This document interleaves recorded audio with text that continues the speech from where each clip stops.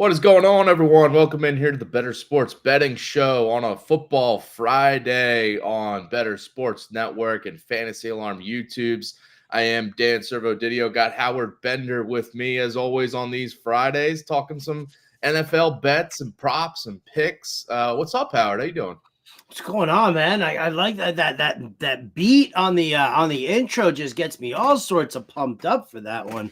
100%. So I could definitely get down with that. Let's make some money, yo. Come on. Welcome in, everybody. Hit like, hit subscribe. Thanks for joining us here on the YouTube page. Dude, I'm ready. I'm feeling, I really got to sink my teeth into some work today, which just made me love my plays for this weekend that much more.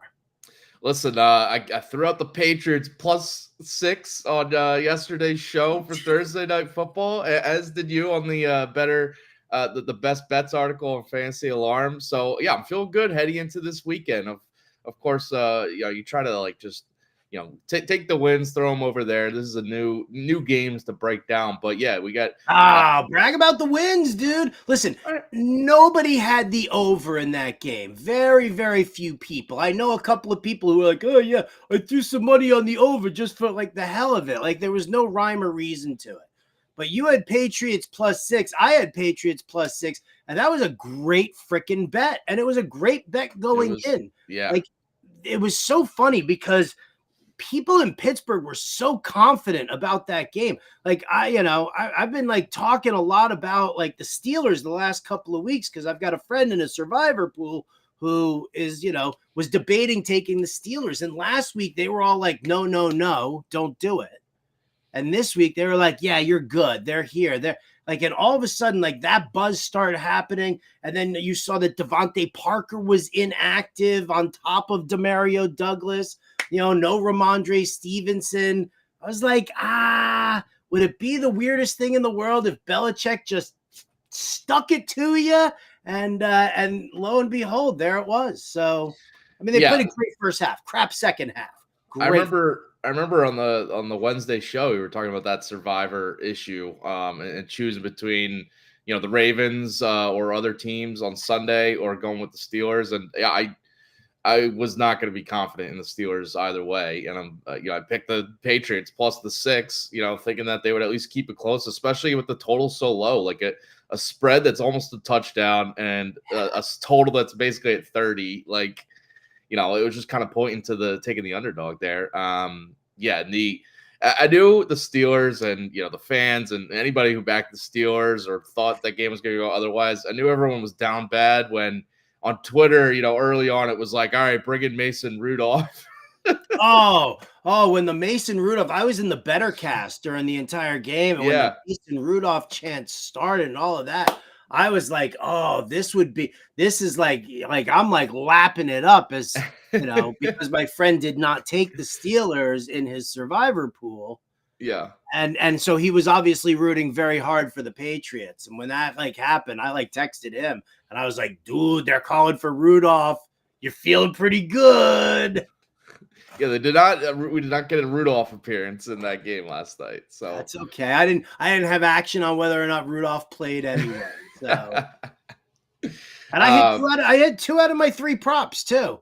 I hit my Zeke anytime touchdown prop, and I hit the over on Hunter Henry receptions. The only one I bricked was the Pat Freiermuth receiving yards. I had him over 27.5 receiving yards. It didn't happen. 2 out of 3 props. I hit with the Patriots. I missed on the over. Whatever, man. Productive, profitable game. Yeah, I went 2 for 3 as well. Hit the Patriots, as I said, but hit on Stevenson. Oh, there it is. Nailed it. I hit on Zeke's rushing attempts going over, just thinking he would get a workload. With Stevenson out. So yeah, you hit that anytime touchdown for Zeke, and I hit the props there for him. Missed on all the Steelers props were probably going, not cashing unless you took unders, but I took the over on Deontay Johnson's receptions, which did not cash because of Trubisky being terrible. Oh, he was so bad. It was so bad. Every pass was an interception. Rob, I'm like, put the Patriots in your captain seat for your team defense, baby. Come on. yeah, there you go. Robert Flores in the YouTube chat here saying, let's make some money. Let's do it. Let's get Lee Flowers, what's up? Let's get on it here. Week 14, Sunday's games. Let's dive into this. Our best bets for game picks. If you got any of your own, definitely throw them in the chat here because we love all of your interaction. Props, game picks, touchdown calls, parlays, anything. Flores here. Robert Did Flores. you see that comment in the chat? Missed last night on all my Steelers props last night. That's what I get for listening to Wags.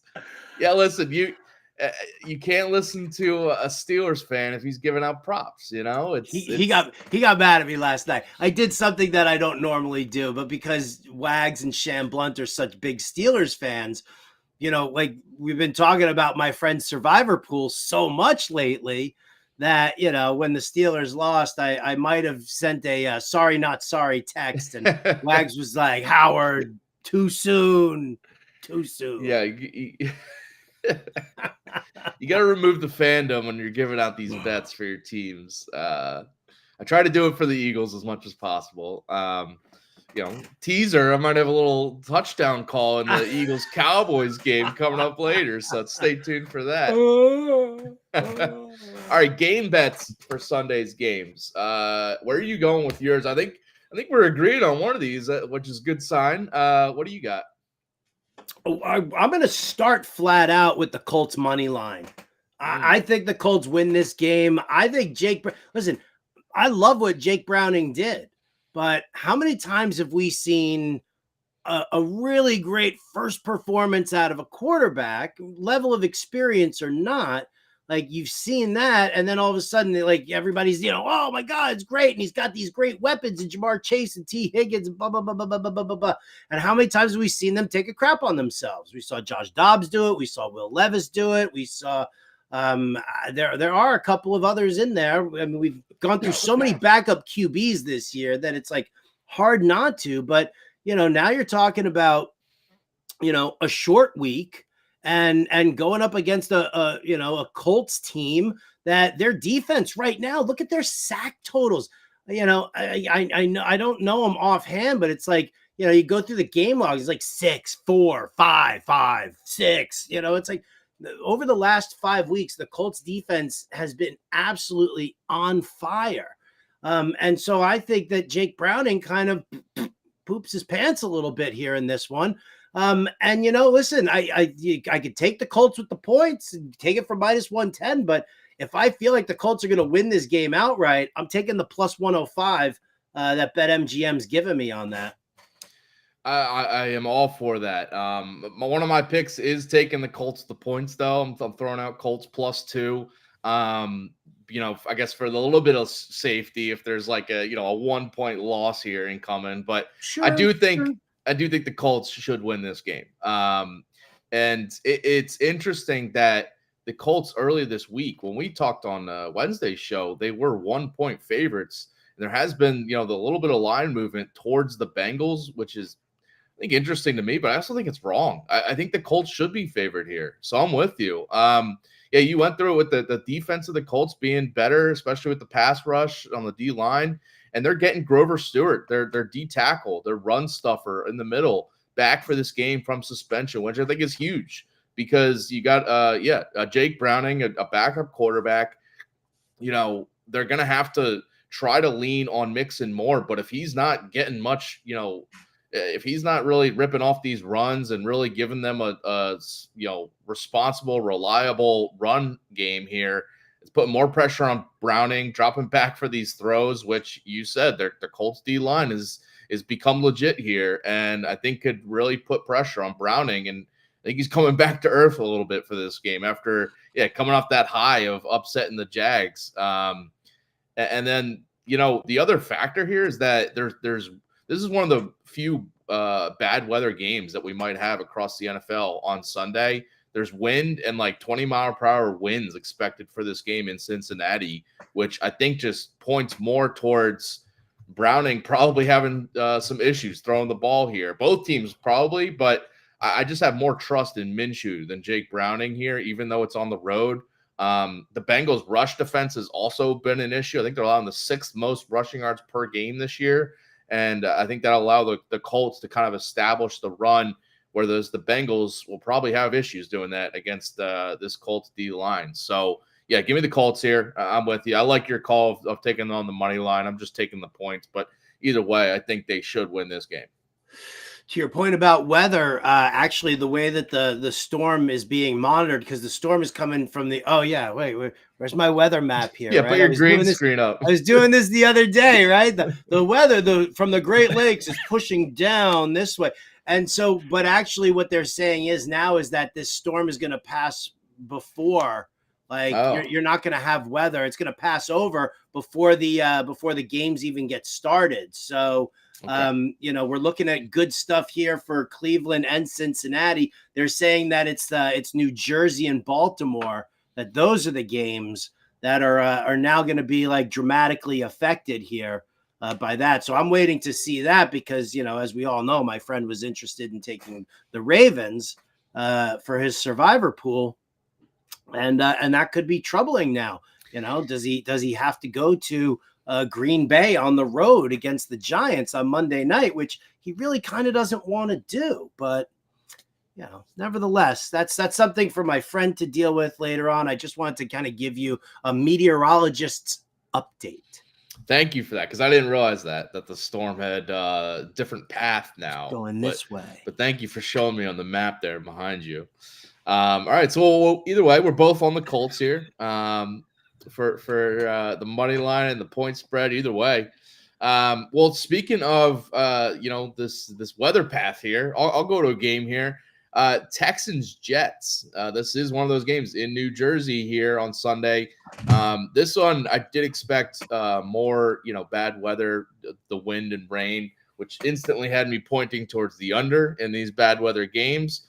But either way, I see the Texans offense having a little trouble here. They're coming off of 3 straight home games in the Dome. CJ Stroud, has been looking comfortable at home this year, but their offense has struggled a little bit on the road this season. And I think this week, especially facing a very good Jets pass defense, very good Jets secondary, as we know, it's a tough spot for Stroud. As good as he's been, it's still a rookie quarterback on the road here against a very good secondary, very good corners.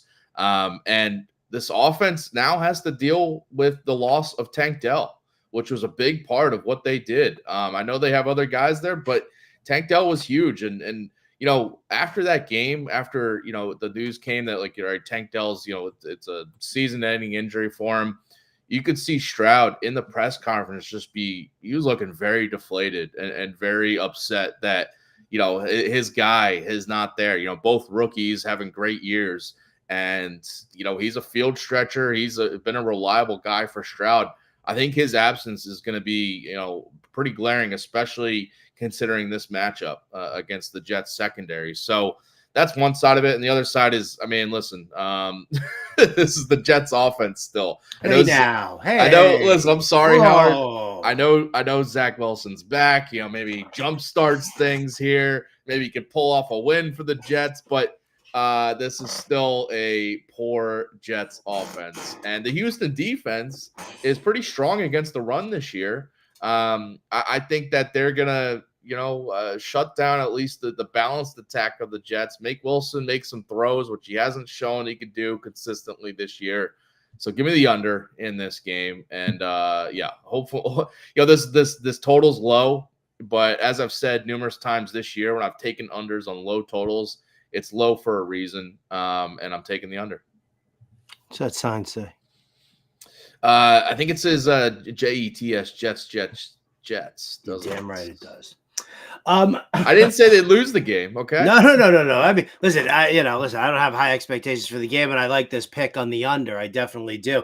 We also forget about the fact that Houston is now coming off of 3 straight home games, right? Where they play in this nice, beautiful, controlled environment and everything's all hunky-dory for them. And they've been chilling with their families the entire time. And now they have to go to Elizabeth, New Jersey, right? That's where their hotel's going to be.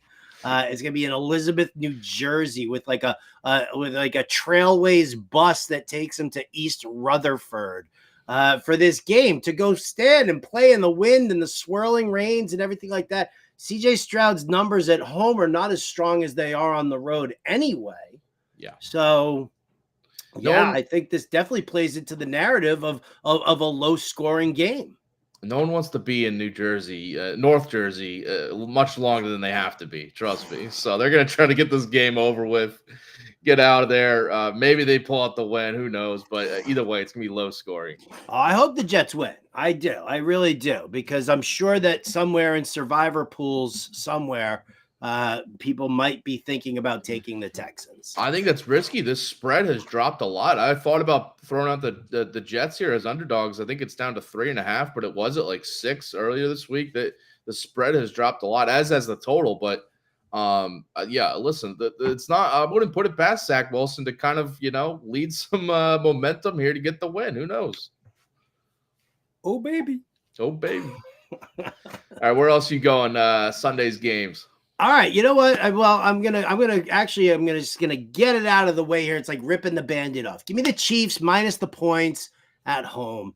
Everybody's just down on the Chiefs, and when everybody's down on the Chiefs, right? Isaiah Pacheco is not playing, right? Pacheco is just ruled out, so it's gonna be Jerick McKinnon and Clyde Edwards-Helaire out of the backfield. Mahomes and all the drops and everything like that. They're going to play against Buffalo. This is a very important game. They need to reestablish themselves in the AFC as the team to be. They are the Kansas City Chiefs, and it's Mahomes and it's Kelsey and it's Andy Reid, and the three of them put this together. And listen, Buffalo's a great team, and Buffalo's going to put up points on them. But this, in the end, this is the Chiefs winning at home and just reestablishing themselves in this fight in the AFC. I do think the Chiefs should win this game. But as you're going through it, you laid out some points that I was going to bring up here for taking the over in this game. I think it's going to be a high-scoring game. Give me the over 48.5 for Bills Chiefs. To your points about the Chiefs offense, I do think they're gonna bounce back here, and they got to win here to get back into the number 1 seed race in that AFC playoff picture. But then on the other side, the Bills are in desperation mode. They also need to win to stay in the playoff race. They're barely alive, and losing here would definitely, I think, knock them out. But a win here would be huge, obviously. And I think just both sides of that, the motivation has this pointing to a higher scoring game. It's just going to be one of those classic Allen versus Mahomes games. I just think we see a ton of offense. I do think if I was going to pick a side, it would be the Chiefs. I like that call by you. But, on the Chiefs side of things, you mentioned Pacheco out. It's going to lead to just, I think, a more pass-heavy attack for the Chiefs in this game, which I think just helps the over here, because losing Pacheco as their only reliable, runner, between the tackles. I know McKinnon's flashed, Edwards-Helaire's flashed, but they're better as pass catcher backs. And I feel like this is going to be a lot of Mahomes throwing it around. And the Chiefs defense, I think, has just a couple question marks now because of losing Drew Tranquil, their linebacker, Brian Cook, their safety, both getting hurt last week, both, trending towards out, I think, this week. So just a couple absences where I think the Bills, coming off a bye week too for them, going to have a good offensive game plan to just, they can't be getting down multiple scores against Mahomes in this game. I think this is going to be a back and forth shootout. Yeah, I'm with you on that, man. I'm definitely with you on that. I think it's going to be a nice back and forth. It's going to be a strong game, I think, from both teams. So I like your call on the over. I'll have the Chiefs winning. I'm going to go to, how about this one here? The Chargers Broncos, right? This one here, I'm in on the Broncos. Give me the Broncos with the points. And I'll tell you why. What we're going to end up seeing, if you really want the big difference maker here, for me, is it's Sean Payton and Joe Lombardi versus Brandon Staley and Kellen Moore. And I like Kellen Moore, and I like the offense that he's doing. And I think it's going to be even better if Joshua Palmer does return from IR this week, because that's just going to add another fantastic weapon for Justin Herbert against this Denver secondary. But I think Joe Lombardi is about to show everybody what how he does it with his pass catching running backs, right? Like, oh, you guys didn't want me. Look, I did all of that for Eckler, and look, I'm going to do this for Javonte Williams against you guys now also, just so you can see what you're missing. And I'm a firm believer in the fact that the Denver Broncos, their offense is starting to gel, and they are buying in. And when you're going up against a tomato can defense like that of the Chargers, right? The Chargers rank dead last in DVOA against running back pass plays. Yum. Give me that, right? With Javonte, probably splashing a little Samaje Perine just for the fun of it, right? I think Javonte's receptions prop is over 2.5, like minus 160 or 150. And then Samaje Perine was over 2.5, and he was at that was still at like minus 125 or minus 130 the last I looked. So, so we are kind of buying into that whole aspect of Joe Lombardi's system here going up against the former team. So I think this one here, I was thinking about and I still am. I'm still thinking about the over 44 in this game. But for the time being right now, I think coaching wins out. And that's Peyton Lombardi over Staley and Kellen Moore. So give me the Broncos. Give me the plus 2.5.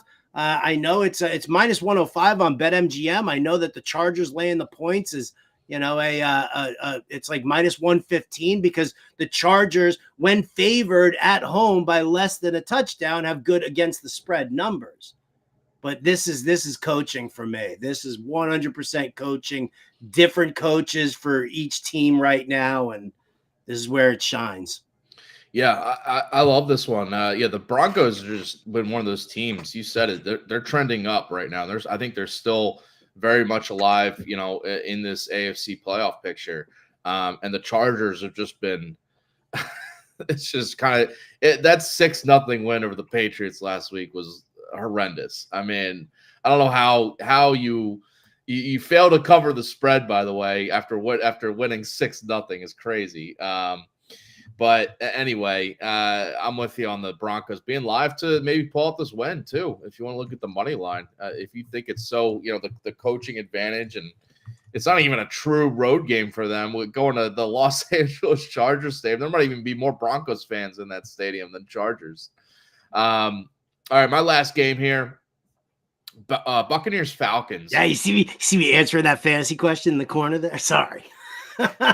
This is a betting show, people. It's not a fantasy show. But you know what? I'm not gonna Lex plant some trees. Come on. I mean, I just I'm a nature guy, so I had to do it. Sorry, Servo. Please. Man of the people there, Howard. I try to be. I try. Bucks Falcons. Give me the under in this one as well. I'm going with a couple game totals in these best bets, but I just think the numbers are pointing me that way. Under 41 for Bucks Falcons. This is going to be like a playoff atmosphere, I think, because this game has a lot of implications for the NFC South division. Basically, the winner, now gets another leg up in the division, and it was a 16-13 final score when these teams met earlier this year. I think it's going to be similar, a tight, low-scoring game. Both defenses are going to come in well prepared, knowing they've already played each other, know how they can limit each offense. On the one side, the Falcons, I know they've Desmond Ridder and the offense has played a little bit better at home, but I think going against this Bucks strong run defense is an issue because we know the Falcons offense likes to run it a lot. Bijan and Algier, it's just going to put more pressure on Desmond Ridder than he's used to, and he had issues in that previous game against the Bucks. He's had issues against good run defenses this season where he's had to make more plays as a thrower. So I feel like it's just going to be a lower scoring game for Atlanta. And the other side is it's still Baker Mayfield and a Bucs offense that's just very inconsistent week to week. I can't trust them week to week. And especially this one's on the road for Baker and the Bucs. So, and I think with the playoff atmosphere too, I think it's just going to be obviously on the defensive side of things, teams going to be well versed and ready to go here. But the offenses I think are just going to be a little bit more conservative with their play calling, which is I think is just going to be neither team wants to turn the ball over, especially the Falcons with Desmond Ridder, having a chance to either fumble it or throw picks. So I feel like just more conservative game planning on offense, buttoned up defenses, playoff atmosphere. Give me the under in this game. Both teams, by the way, 8-4 to the under this year. Just kind of matching up that going to be another under game for them. I could dig it, man. Listen, you know what? I don't like Arthur Smith. I don't like what he's doing in that Falcons team and that offense. And if we're going to root for no fun in that game, I'm fine rooting for no fun in that game. 100%. My last one here, Lions Bears. I'm gonna take the over 43 in this one. I don't love this one. I'm okay with it. That's why I almost swapped out just saying, Broncos Chargers over 44 instead of this game. But, listen, these teams combined for over 50 points just 2 weeks ago that they played each other. Justin Fields' first game back rushed for 100 yards against the Lions. And, it was a good game back and forth. And I think that, I'm guessing that the total was low because they were concerned, A, about the weather, and B, they're probably concerned about the fact that the Lions offense really hasn't looked good over the last 2 weeks. They came out swinging. I almost hit that Saints +4 bet, but the Lions came out real quick with a turnover on points and, scoring points off of an early turnover, good field position. And they went up 21-0, nobody's business. And then Carr almost drove the Saints back and then he got hurt. But you looked and the Lions in the second half didn't do anything. So I think that's kind of where Vegas is right now, that they're a little down on this Lions offense at the moment. But, listen, again, passing against the Bears, even Goff on the road can have himself a solid game here against this Bears secondary. Listen, they're gonna pound the rock with Montgomery early, and they're going to put some pressure on that defensive line. So I think this ends up being a little bit more of a back and forth than most people expect. And we get a repeat, basically, of what we got 2 weeks ago. Yeah, I see a similar game flow as to what that was a couple weeks ago when these teams met. I also, I considered Bears plus the 3.5 in this game because I do think they're going to keep it close against Detroit, and I think it's going to be one of those kind of back and forth games where I think it will be higher scoring. I think this total is a little low, so I like that call. Let's stay on this game because let's go to our player props for Week 14. I know you got a pick right in this game that you wanted to throw out. Justin Fields over 61.5 rushing yards. He rushed for over 100 the last time. He likes to take off. He's a running quarterback. I think the 61 yards is a little on the conservative side here, even for Justin Fields. You're not talking about a guy who's got huge weapons, right? There's DJ Moore, there's Cole Kmet. There's really not a lot of other weaponry in there for him. So, I just think he takes off again. I'm fine going over 61.5. -110 on BetMGM. I like this one. Yeah, I looked at this one too. And yeah, he's had now 100+ rushing yards in his last 3 games against the Lions. He's been tearing up this Lions defense with his legs. And, this is a prop I gave out a couple weeks ago and it hit. And I think it hits again here because, he's got the pressure on him here. The Bears got 2 top 5 picks in the NFL draft. He knows that they're looking at Caleb Williams, they're looking at Drake May. He needs to be balling out here at the end of the season and really prove himself. So yeah, he's doing it with his legs a lot here. So I like this call. I'm going to stick with the quarterback rushing yards prop here too. Josh Allen in that Chiefs game. Over 33.5 rushing yards. You love this prop, man. You do this every time the Bills come off of a loss. The Bills off a loss and the Bills in a big game. This is when Josh Allen shows up, especially with his legs. He's looking to make plays because he knows his legs are a weapon. And especially with the Bills coming off a bye week, I feel like there's going to be a little bit more, designed runs and get him to expose some of the holes in the Chiefs offense with his legs. And you go back over the years, I didn't really go through every single game and every single instance. But when the Bills come off a loss, as you said, and when the Bills are in a big game like against the Chiefs, against a playoff caliber team, his rushing yards are usually up there, 50, 60 yards. So I think this line's a little too low. Going back, but specifically with the Chiefs though. In all 5 matchups against the Chiefs in his career, he's had at least 32 rushing yards. So right around this range. But he's gone over it in 4 or 5 games, averaging 57 rushing yards per game. So whether it's been in the regular season, whether it's been in the playoffs, he's been running a lot against the Chiefs. Maybe a little, he's trying to outshine Mahomes on the other side, but I think he knows he can get, a first down on like a 3rd and 5 if he can't find someone open. He's just got this tendency to run when things get a little tight, especially late in the game in these big games. So, yeah, give me. I have the over in this game. I think Allen is going to have a lot to do with that on the Bills side of things, especially with his legs. So yeah, give me the over here. All right. I'm going to go to the running backs here because I like a pair of them and they're in the same game. So might as well just go back and forth here. Zach Moss over 73.5 rushing yards. I'm getting that at -115 on BetMGM. And then I'm gonna also go Joe Mixon over 87.5 rushing and receiving yards. It's -119 at Caesars. It's -120 at BetMGM. So it's Caesars is trying to undercut a competitor here. It's not a huge differential. If you are a regular bettor, you always want to shop for the best odds that you can get. There's not a huge differential between -119 and -120. So, yeah. But whatever. I'm just trying to give you guys that. But this is a game where it's both run defenses. And yeah, we talked about the Colts getting back Grover Stewart and how that's going to help. But that's why I've got rushing and receiving yards for Joe Mixon. So the Bengals are still giving up they're like a bottom 5 team in, rushing yards allowed per game, double-digit rushing touchdowns. Zach Moss is going to be totally fine. They've already ruled out Jonathan Taylor again. Not that he was even close to playing, but I see a very heavy ground game here for Zach Moss. So over 73.5 rushing yards for him. And then I also, because I see the Colts winning this game, that's why I include Joe Mixon with the receiving yards in there, because I think they will try to utilize Joe in the early part of the game and try to run against Indianapolis, because you can run against Indianapolis. Just because you're getting Grover Stewart back doesn't mean all your problems are solved. It's going to be helpful.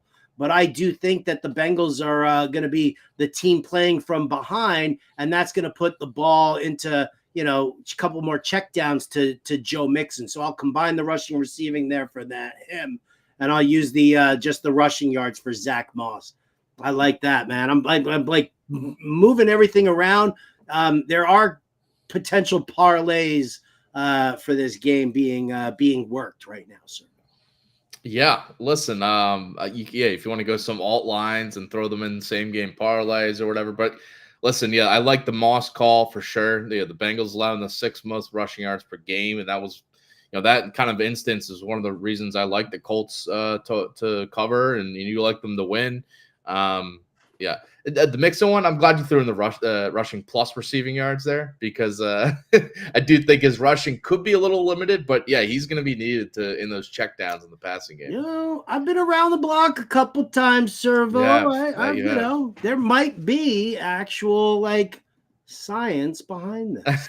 I would hope so. All right. Give me Isaiah Likely over his receiving yards this weekend, 34.5 on BetMGM. Mark Andrews out, as we know, and Likely is now in that high usage tight end role for the Ravens offense.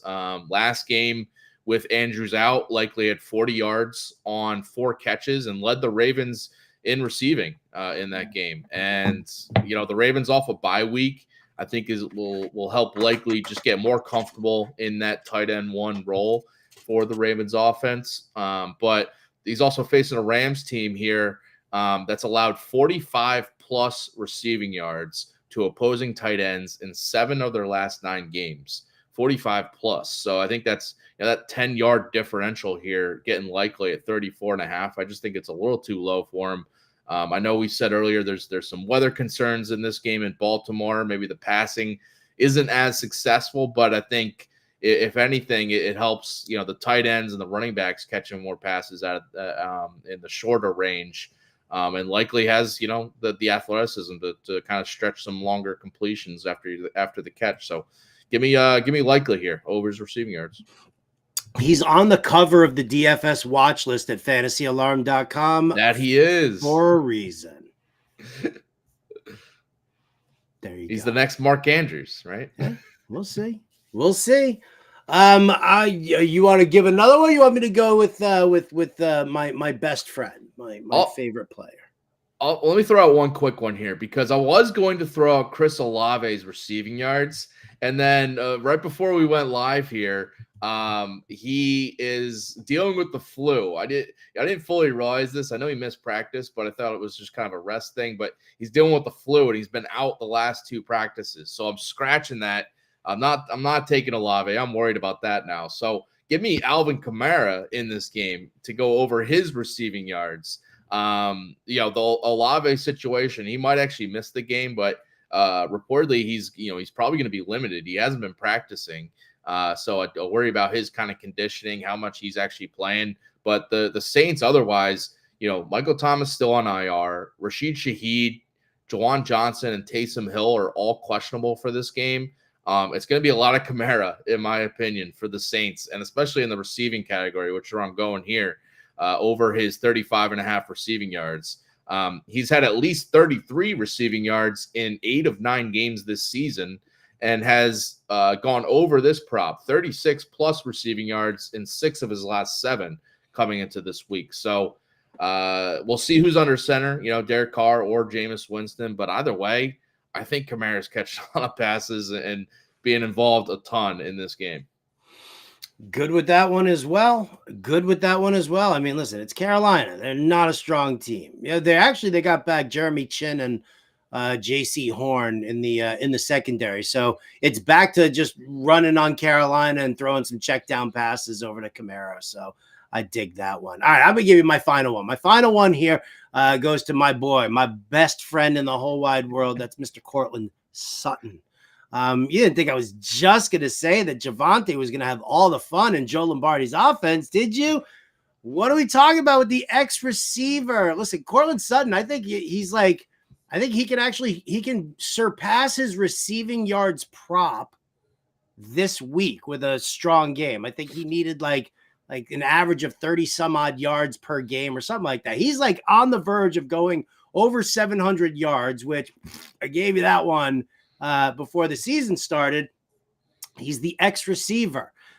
Targets are funneled over his way. Yes, sometimes there's some miscues and misfires and even a dropped pass or two, but it doesn't change the fact that he has remained the target leader of this offense the entire time. Jerry Jeudy is like a ghost. I don't even know if Jerry Jeudy exists anymore, right? But Cortland Sutton, over 56.5 receiving yards against just an outright terrible secondary. I mean, we're the Chargers here against number 1 wide receivers, ranked 28th in DVOA, giving up an average of 90 yards per game to them. You tell me Cortland Sutton can't get me 57 yards? Yes, he can. I feel like I'm having some deja vu. Every week there's a Cortland Sutton prop, touchdown. Why wouldn't there be? Why? I'd have him as my anytime touchdown, but he's like minus 140 this week. What does that tell you, people? I'm not knocking. I'm just saying it's there's a reason you keep going back to it, because it's been cashing. You bet what you know. Bet what you know. All right. Well, here's what I know. Tyler Conklin is a favorite receiver, favorite pass catcher for Zach Wilson. And Zach Wilson is back under center for the Jets. And even though I'm going with the under in this game against the Texans, give me the over on Tyler Conklin's receptions here, over 2.5. In Zach Wilson's 8 full games this year as the starter for the Jets, Conklin has at least 3 catches in 7 of those 8 games. This is just one of those trends that he likes his check down tight end, the easy completions for the tight end, and especially this instance where, he got benched. He's coming back here as the starter. He's going to lean on Conklin, I think, to get some of those easy completions that it's just going to get him comfortable, especially whether it's early or late in the game. I just think he's going to look Conklin's way a lot here. Overall this year, by the way, whoever's been under center for the Jets, Conklin has at least 3 catches in 9 of 12 games this season. So he's facing a Texans off defense here that tends to funnel things to the middle of the field. They got good corners. They got a solid D line, but they have allowed the most receptions to tight ends this season, allowing 6.5 catches per game to tight ends. In 12 games this year, the Texans have allowed 12 opposing tight ends to have at least 3 catches. So I think Conklin is going to step right in, add to that list. So give me the over on his receptions. I love it, baby. I love it. Totally works for me. I dig it. All right, how about some touchdown predictions for Week 14? Let's get some touchdown calls.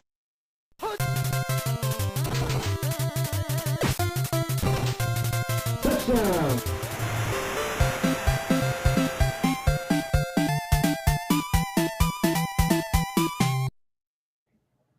All right, Howard, where are you going? Player to find the end zone. Well, I mean, I kind of gave it away already, didn't I? I was like, oh, yeah, Cortland Sutton, but the anytime touchdowns minus like 140. So Javonte Williams against the team that ranks dead last in DVOA against running back pass plays. He is plus 130 to score an anytime touchdown on BetMGM.